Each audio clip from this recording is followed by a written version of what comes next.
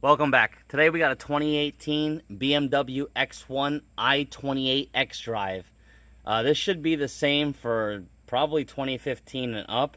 We're going to replace the air filter with a K&N performance filter.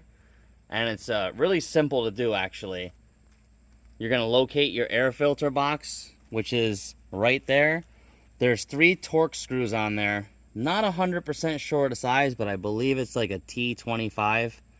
Really simple. If you see here, you got 1, 2 down there, and you got a third one back here behind the plug, right there.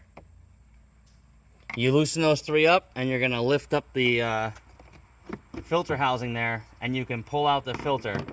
So we're gonna slide the filter out very simply, very easily.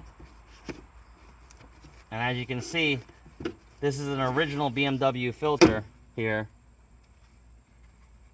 It's extremely dirty. We're gonna have to vacuum the inside of this thing, get all that debris out, and then we're gonna replace it with the K&N filter.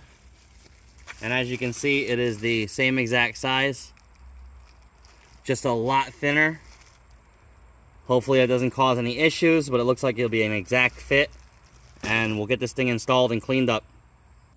Alright everyone, we've been using K&N filters for over 20 years now, and this is a 2018 BMW. It's no different. The filter fits very snug in the OEM housing. It comes with a sticker to remind you not to discard it.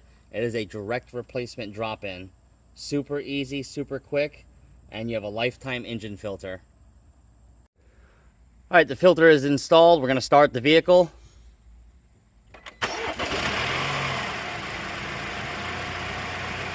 We're going to go inside and check for any codes now. Alright, we are inside the vehicle. We're going to go ahead and just give it a couple revs and see how it sounds. It's very responsive now. Super easy change. You can do it in about 10 minutes yourself. Thanks for watching. Please subscribe.